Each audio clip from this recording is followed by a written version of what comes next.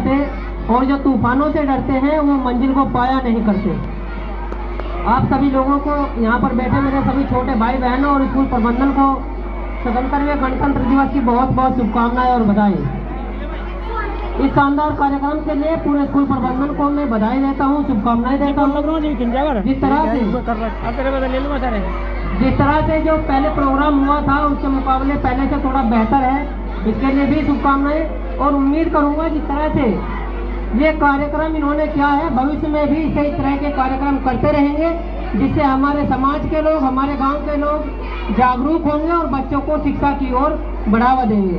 हमारी भी जिम्मेदारी बनती है, जिस तरह से यहाँ पर अब लगातार कारोबार बढ़ता जा रहा है और शिक्षा के क्षेत्र में तरक्की हासिल करते हुए हमारे जो गांव के सितारे हैं, नुमाइंदे जो हैं, वे किसी न किसी क्षेत्र में अपनी पहचान बना रहे हैं और सफल हुए हैं। जैसे यहाँ पर बैठे हुए हैं इंजीनियर नाजिम है, अम्मान है, कमल हसन भाई है, डॉक्टर जाहुल और मानू अब्दुल कादिर ने अभी इतना शानदार कार्यक्रम जोला में करवाया है शिक्षा के क्षेत्र में, वो वाकई काबिल तारीफ है।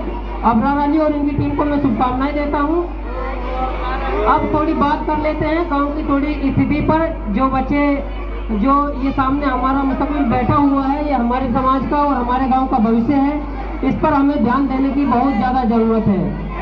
अक्सर हमने देखा है गांव के लोग कहते हैं कि हमारे पास पैसा नहीं है या पैसे के अभाव में बच्चों को हम पढ़ा नहीं पाते, लेकिन मैं आप लोगों को बता देना चाहता हूँ सरकारी योजनाओं का हमें ध्यान और ज्ञान होना चाहिए, और ये तब होगा जब हम आगे बढ़ेंगे और शिक्षा के क्षेत्र में कुछ इल्म हासिल करेंगे तो हमें बातों का ज्ञान होगा। आपको जानकारी होनी चाहिए, अगर आपकी इनकम 1 लाख रुपए से कम है तो कुछ जरूरी कागजात हैं जो मैं अपनी टीम को बता दूंगा। आपका बच्चा 8वीं क्लास तक फ्री पढ़ेगा, वही प्राइवेट स्कूल में आपके क्षेत्र के नज़दीक। ये सरकार की योजना है, लेकिन जानकारी के अभाव में हम पता नहीं कर पाते, और हालांकि ये बहुत ही मुश्किल काम है। जब एक बच्चे का हम एक बैग स्कूल में भेजना शुरू करते हैं तो लगभग 15 से 20 हज़ार रुपये का खर्चा आता है।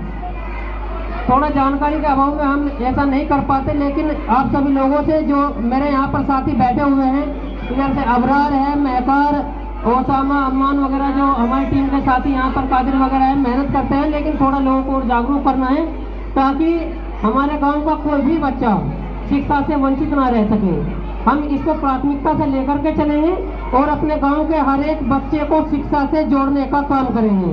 अगर इसमें हमारा सहयोग मिलता है, गांव के जिस तरह से जिम्मेदार लोग हैं, चाचा फरमान है, मुर्तजा चाचा हैं, चाचा मीरू हैं, सभी लोग यहाँ पर हैं, नाम तो बहुत मुश्किल है, डॉक्टर मोहम्मद साहब हैं, तो थोड़ा इसमें आप लोगों को भी हमारा सहयोग करना है। सरफराज भाई हैं इधर से, बाकी सभी लोगों को पूरा सहयोग करना है और अपने बच्चे को शिक्षा से जोड़ना है।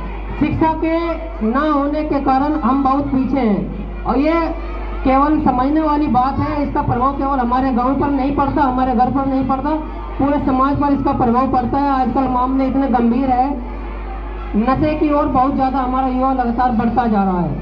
इससे हमें सभी को सावधान रहने की ज़रूरत है। और नशा केवल कक्षा जब स्कूल में पढ़ते हैं तो उन्हें संगत ऐसी मिलती है कि वे नशे की तरफ बढ़ते चलते हैं। इससे सभी को बचना है, और जो पीढ़ी पहली होती है वो दोस्तों से शुरू होती है। तो यहाँ पर मेरे सभी छोटे भाई बहनों से यही निवेदन है, अगर आप अपने दोस्त बनाओ तो अच्छे बनाओ। उन दोस्तों की संगत से ही आप लोग भविष्य में कुछ कर पाओगे, नहीं तो फिर वही रास्ता बचता है। अक्सर हम देखते हैं जब भी कोई नशा या अवैध काम करता है, जब पुलिस को उसको उठा लेती है और जब उसका रिकॉर्ड आता है, आपराधिक इतिहास आता है, तो सबसे पहले दोस्तों से शुरू होता है। इसीलिए हम सबकी जिम्मेदारी है, और इसमें केवल हमें ही नहीं देखना बल्कि हमारे घर वालों को भी देखना चाहिए कि हम कहाँ पर जा रहे हैं और हमारा बच्चा किस संगत में पढ़ रहा है। इसी के साथ मैं अपनी वाणी को विराम दूंगा। उसी शेर के साथ, कुछ बात है कि मिटती नहीं हस्ती हमारी, सदियों रहा है दुश्मन दौरे जहाँ हमारा, सारे जहाँ से अच्छा हिंदुस्तान हमारा। जय हिंद, जय भारत, हिंदुस्तान जिंदाबाद। बहुत अच्छा। देखिए साहिल भाई ने बहुत अच्छी बात बताई। याद रखेंगे वीरों तुमको साहिल।